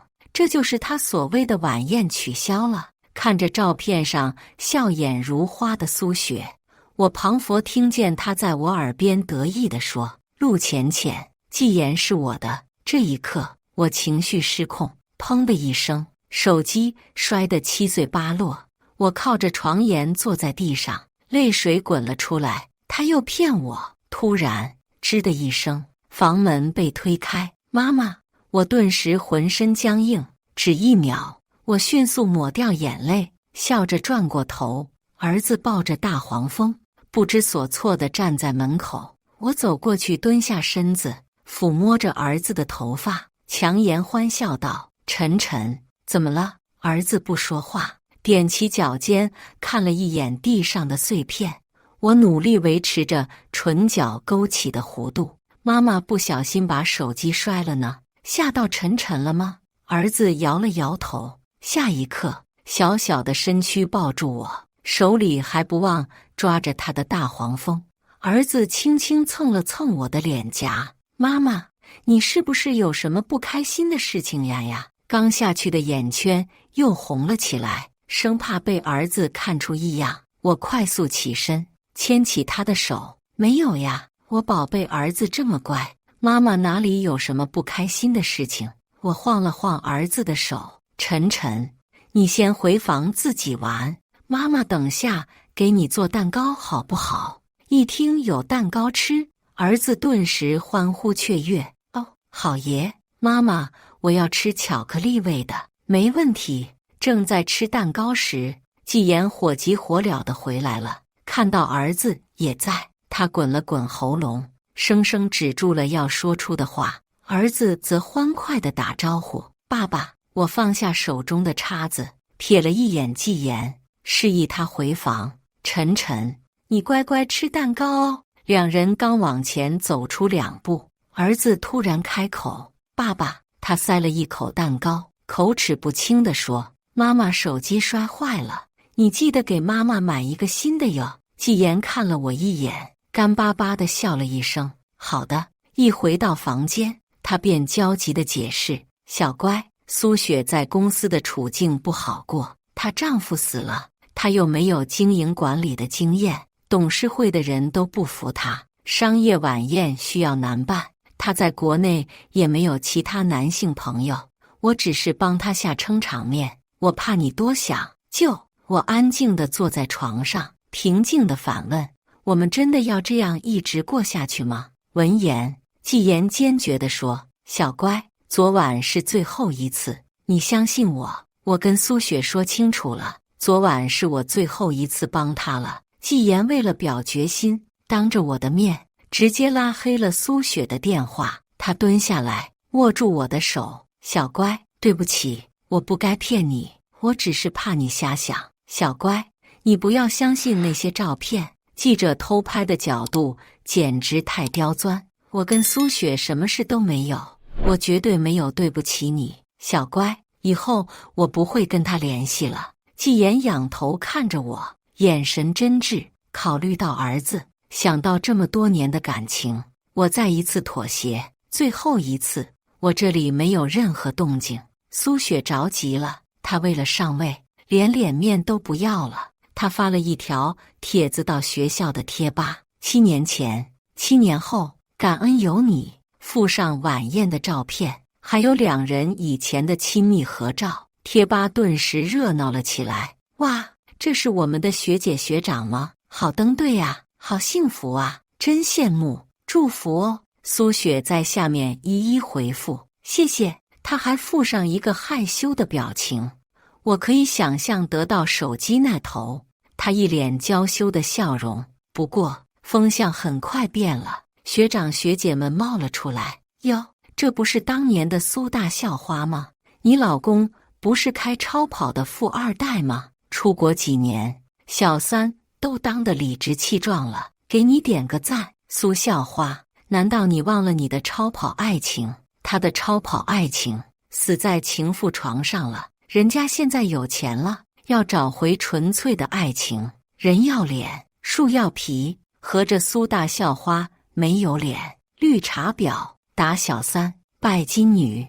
攻击苏雪的评论越来越多，学姐发了一条评论，还压了我。苏雪，你好歹也是大学生，知道什么叫做原配，正是吧？学姐刚发完评论，就给我发来了微信，浅浅，小三都打上门了，你还不行动？快 P 一张你和纪言的结婚照上去，挫挫他的锐气，太嚣张了。身旁的视线若有若无地扫过，我转头正对上纪言的视线，他轻咳了一声，回过头继续看财经频道。我刚要把结婚照发上去，纪言一把制止我，小乖，别火上添油。我被他抓得生疼，放手，你弄疼我了。纪言这才意识到他又反应过度了，赶紧松开我，手被他掐出了好几道红印。他看得眼疼，连忙拿起我的手放在嘴边吹，小乖，对不起。我的眼泪滴滴答答地流了下来，满腹的委屈心酸，我已经数不清这是第几次落泪了。纪言想给我擦眼泪，我偏头躲过，我挣脱他的手，背对着他躺下，不想理他。他默默熄了灯，也躺了下来。我甩开他伸过来的手，又往床边挪了挪。黑暗中，他深深叹了口气，小乖，无论如何，你有我。五指不禁揪住身下的床单，卷成一团，所以你就可以肆无忌惮地伤害我。后面学姐又发来了微信，浅浅，你怎么不飘啊？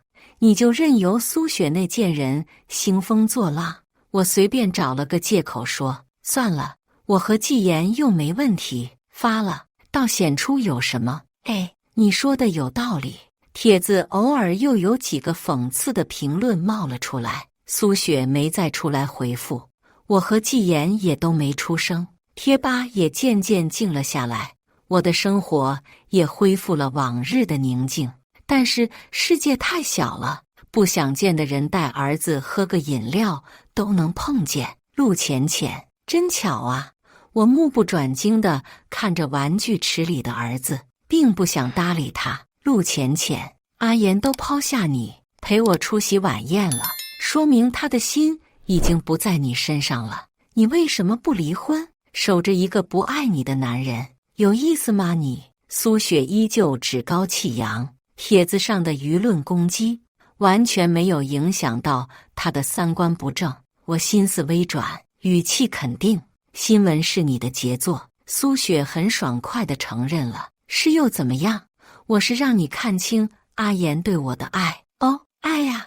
我淡定地吸了一口奶茶。那我觉得你该换一个标题，或许能刺激到我的神经。例如，把女企业家换成小三。苏雪气得脸都绿了。你……这时，他的儿子跑了过来，他连忙收敛住自己扭曲的神色，瞬间变成一个优雅斯文的妈妈。看来他还知道自己是个母亲。他儿子前脚刚到，我儿子后脚也跑了过来，自个儿爬上椅子，抱起奶茶，咕噜咕噜往下灌。我好笑地给他擦了额头上的汗。晨晨，慢点喝，别呛着了。苏雪盯着我儿子看，脸上的嫉妒根本掩饰不住。我淡定从容地接受。晨晨长得像谁？一目了然。孩子就是孩子，一点儿都没有感受到大人底下的暗潮汹涌。他儿子顾着玩手里的玩具，我儿子顾着喝奶茶。不过，儿子一直盯着他儿子手里的玩具。苏雪也注意到了，他看了我一眼，嘴角勾起一抹不怀好意的笑容。诺诺，你手里的擎天柱是谁送你的呀？季叔叔呀？哪个季叔叔呀？季言叔叔呀？哦，妈妈记起来了，擎天柱是不是季言叔叔跟你一起组装的呀？对呀。儿子长长的睫毛微微颤动着，显然听到了他爸爸的名字。他偏过头，咬着吸管，沉默地喝奶茶，再也不看他儿子手里的玩具。我心脏猛地一次，钻心的疼，脑子里蹦出之前儿子小声嘀咕的一句话：我更喜欢擎天柱。爸爸明明说要送给我擎天柱的，原来不是没有送，只不过是送给了苏雪的儿子。苏雪嘴角的弧度越来越大，我恨不得上去给他一巴掌，可孩子在，我攥住拳头，硬生生忍住了。临走前，我在他耳边低语：一个玩具而已，你嚣张什么？我老公只是可怜他没了爸爸，你别忘了，我儿子才是季言的儿子，亲生的儿子。苏雪气得胸口剧烈的起伏，我牵起儿子的手，头也不回地离开了。夜晚，天气突变，刮起大风，下起暴雨。儿子临睡前，季言还没回来，他撅着小嘴睡着了，胖乎乎的小脸蛋泪水未干，睫毛湿漉漉的。我爱怜地亲了亲他的脸蛋，给他掖了掖被子。想起儿子委屈巴巴的样子，我心头的那股酸涩胀得厉害。妈妈，爸爸骗人，大黄蜂才没有擎天柱厉害。妈妈，爸爸把我的擎天柱送人了，我好伤心。妈妈，爸爸是不是不爱我了呀？我内心埋怨起季言，他可怜那孩子，我可以理解，但既然知道儿子喜欢擎天柱，为什么不买多一个？他不买，我买。我上网搜索同款擎天柱，当商品详情页跳出的那一刹那，我的手在抖，嘴唇在抖，巨大的惊涛骇浪打了我一个措手不及。丁，陆浅浅，你老公在我这。星月花园移动，敢来吗？赠品，季言送给儿子的生日礼物竟然是赠品。我笑了，泪水糊了眼睛，前方的雨刮都看得模糊。一直以来，站在季言身边陪他参加晚宴的人都是我，可原来只要苏雪的一个电话，站在他身边的人就可以变成他，甚至回来后还能面不改色地跟我发生关系。一直以来，季言从来没有缺席过儿子的生日，可原来只要苏雪的一个电话，他能立马跑到他身边，给他儿子当爸爸。他把属于儿子的擎天柱送给他儿子，留下赠品当做儿子的生日礼物。他甚至还能笑着跟儿子说：大黄蜂好厉害的。原来不只是我，原来我的儿子跟苏雪儿子相比，他也就配得到一个赠品。季言，我受委屈，我认了，因为是我犯贱，先爱上你。但是你怎么可以让儿子也受委屈？晨晨跟你是血脉相连的父子关系啊，你怎么忍心？偌大的雨滴砸在玻璃窗上，也遮不住眼前醒目的数字。移动，咚咚咚，我沿着台阶一步一步往上走。阿言，阿言，我脸色煞白，身体踉跄了几步，扶住身后的栏杆，才勉强稳住了身形。我笑着对自己说：不是的，不是的。肯定是苏雪自导自演的声音，不会的，不会的。大床上，一男一女赤身裸体，激烈地交缠在一起，女人的身体疯狂地前后晃动，嘴里发出高昂的呻吟。阿言，阿言。男人抓住女人雪白的腿，又放肆又激烈地撞击，又温柔又眷念地喊着：小雪，小雪。那一声声呢喃的呼唤，是我的噩梦啊！狭小的出租房内，男孩扣住女孩的后脑勺，亲吻她的唇，女孩搂着他的脖子，热烈的回应。男孩褪下了自己的衣衫，褪下了女孩的衣衫，彼此坦诚相对。男孩抵着女孩，一触即发之际，他低低地问：“可以吗？”女孩红着脸，害羞地低下头。那一瞬间，女孩蹙眉，忍不住喊疼。男孩闷哼了一声，不禁脱口而出：“小雪，阿言，阿言，小雪，小雪啊！”歇斯底里的尖叫震惊了床上的男人。小乖，季言惊慌失措地抽出他的所有物，从苏雪的体内。我的神经彻底崩塌了，发疯一般逃走。小乖，天空轰隆隆的雷声响个不停，暴雨倾泻而下。女孩看着窗外的磅礴大雨，可爱地皱起眉头，喃喃自语：这么大雨，不知道她有没有带伞。叮咚，女孩眼睛一亮，拖鞋踩得咔咔响。来了，来了！女孩打开门，被雨淋湿的男孩倒在她的肩上。女孩叹了口气，认命地拖着男孩走。真的是，怎么又喝得那么醉啊？不要命了！女孩用毛巾给男孩细细地擦拭。很快，男孩睡着了。女孩端起水盆起身，这时，男孩勾住女孩的手指，不让她走，迷迷糊糊喊着：“不要走！”女孩看着他的睡颜，轻轻笑了。她蹲下身子，轻轻抚摸着男孩的脸：“我不走，我会一直陪着你。”男孩紧紧攥住女孩的手：“小雪，不要走！小雪，小雪！”我捂着脑袋，拼命摇晃，使劲驱逐脑中那一声一声的小雪，淌着水拼命奔跑，任由雨水落在身上。突然，呲的一声，一辆车辆急刹车在我面前停了下来，车主探头出来，破口大骂：“你想死啊？想死滚远点！”我吓得愣住了，身后忽然有人大力把我往后拽到了一边。他着急地上上下下仔细检查了一遍，确认没有大碍后，把我拥进怀里，用力地收紧手臂，用力地亲吻我的额头。“小乖，你吓死我了！”轰隆隆的暴雨声不断响起，我的意识逐渐回到现实。刚刚两人滚床单的场景历历在目，一股恶心涌上心头。我推开季晨，狠狠扇了他一巴掌：“季言，我们到此为止。”我收拾好行李，准备带着儿子离开。季言紧紧攥住我的手腕，不让我走。“小乖，你听我解释，我不是故意的。苏雪给我下了药，我意识不清了，我以为他是你，我才……”说到后面，季言心虚了，完全不敢看我的眼睛。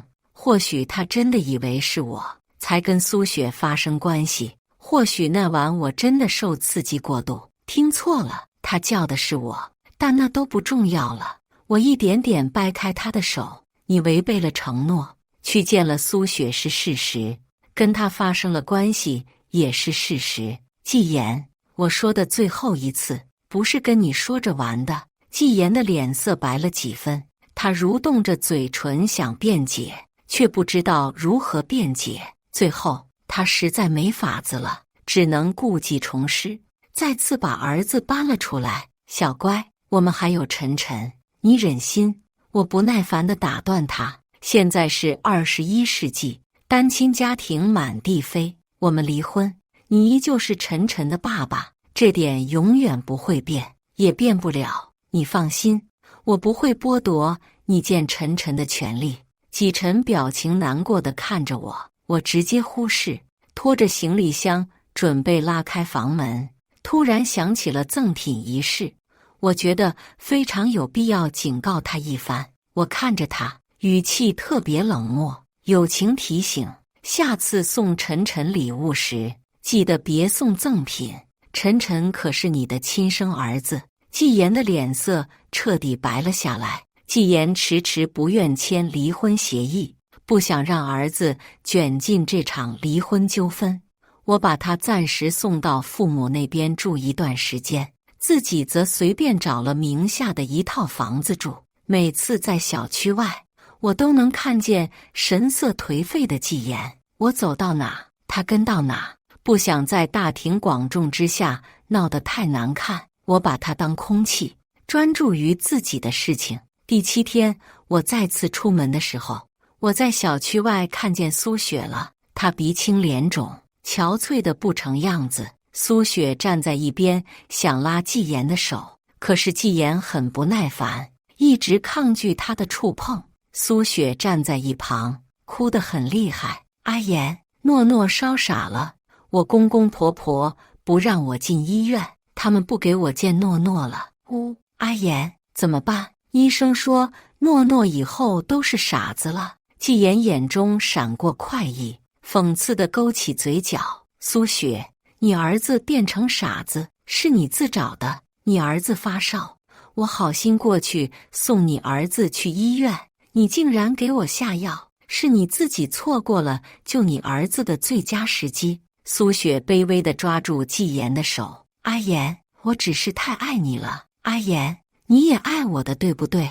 要不然你那晚不会那么……够了！苏雪还没说完，就被纪言低吼一声打断，脸色很难看。他狠狠甩开他的手。苏雪踩着高跟鞋往后退了几步，然后一个不稳，狼狈地跌在地上。不要跟我提那一晚，我现在想起来都觉得恶心。苏雪，我早就不爱你了，我爱的是浅浅，我的妻子。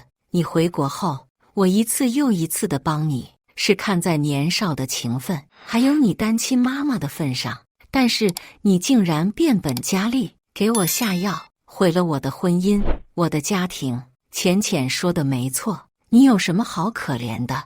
你本来就是为了钱结婚的，死了老公，又继承了一大笔遗产，你高兴都来不及，怎么称得上可怜？我真是蠢啊，竟然去可怜你！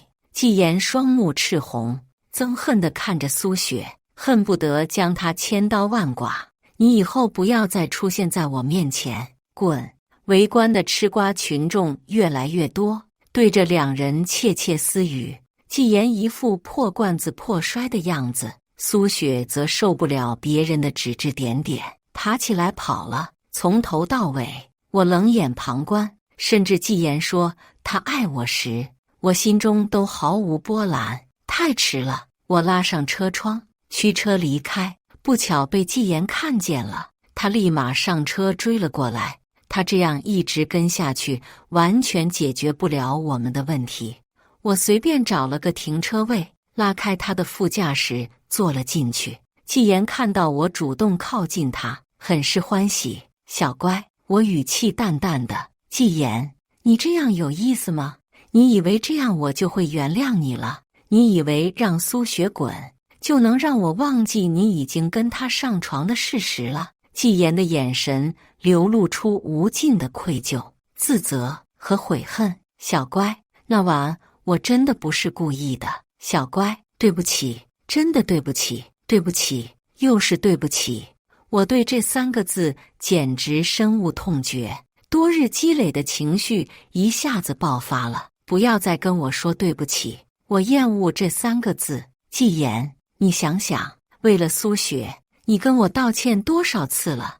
你永远都是错了再犯。你跟其他男人一样，劣根性十足。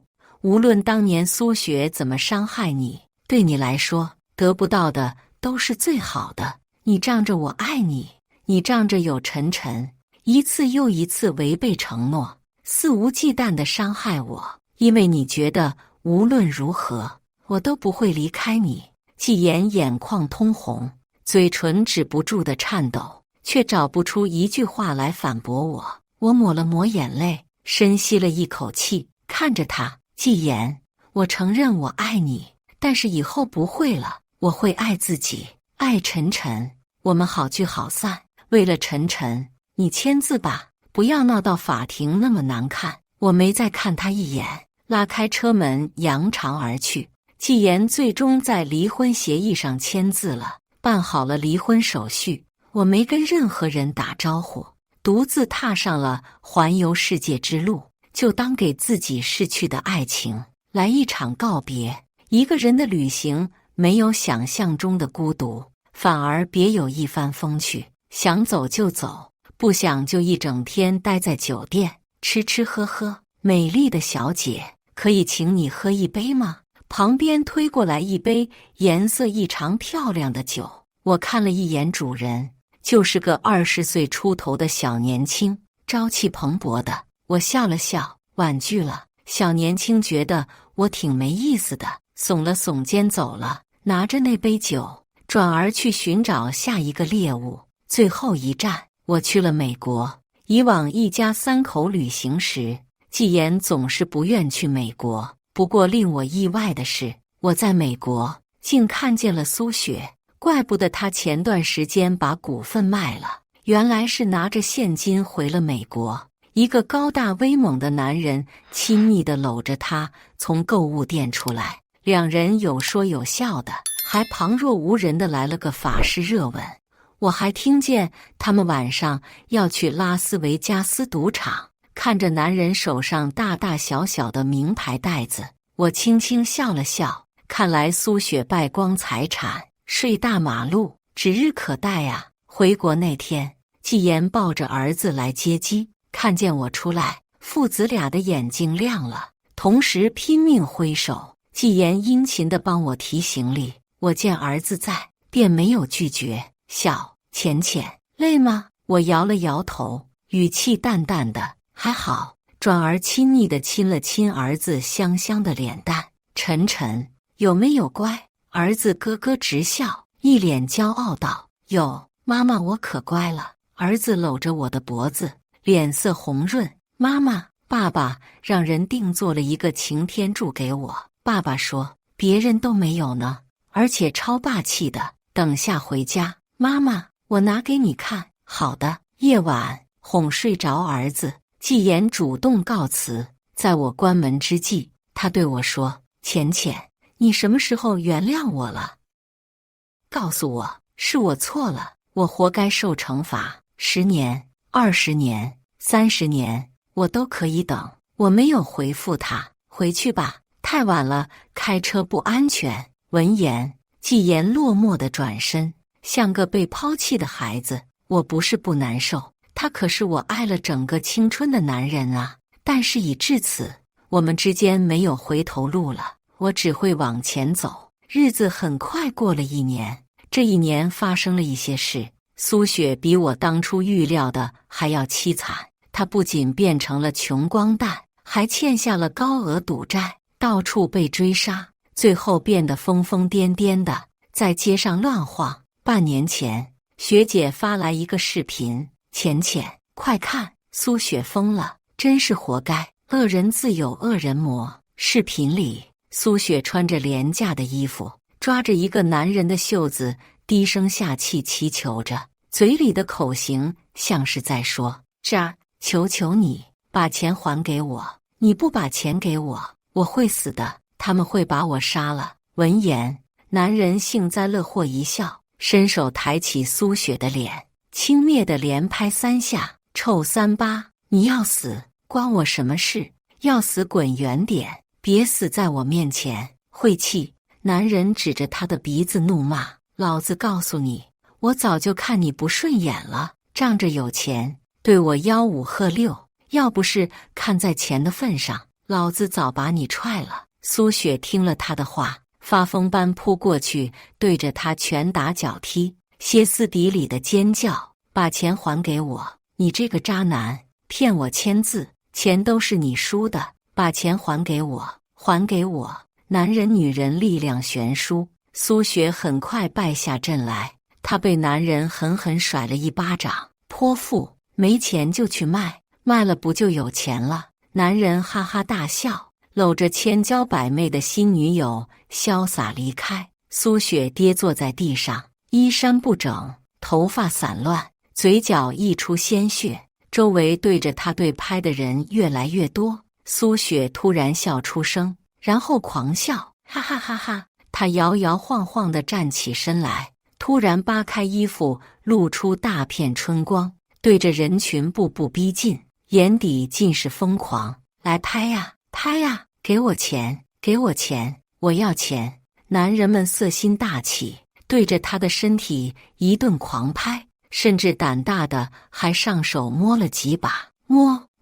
给我钱，给我钱！苏雪的样子实在太不正常，周围的人怕出事赖在自己身上。人群很快散了，地上散落着数张美钞，苏雪迫不及待地捡起来，生怕被别人抢先。她手里拿着美钞，踉踉跄跄地往前走，毫不在意地敞开衣不蔽体的身体，朝过往的人群不断炫耀道：我有钱了，我有钱了，我有钱了，我有钱了。时至今日，没人知道苏雪去了哪里。有人说她被埋了，有人说她进了红灯区。妈妈，妈妈，今天是不是来了新的小人书呀？刚刚放学的儿子跑到我面前，眼睛亮晶晶地问：是呀，为了打发多余的时间，我开了一家咖啡图书馆，一共3层，第2层是儿童图书馆，第3层是成人图书馆。好爷，我要上去看看。儿子迈着小胖腿，哼着歌，开开心心地上楼了。季言望着儿子萌萌哒的身影，温柔地笑了笑。他把儿子的小书包递给我，浅浅、沉沉安全抵达。那我走了。我轻轻地点头。浅浅，你原谅我了吗？季言离开前依旧执着地问。他看着我，眼里满是希冀。1年来他问了无数次了，而我的答案从没变过。路上开车小心。他眼里的光再次灭了，慢慢转身离开。1年来，我跟季言都是这么相处的，中间隔着沉沉。我们现在的关系既不亲密，也不疏远。我想用最熟悉的陌生人来形容最合适不过了。对我来说，也是最理想的状态了。2人完全不联系，不太可能。季言毕竟是儿子的亲生父亲，复合是不可能的。此生我有钱，有晨晨，足矣。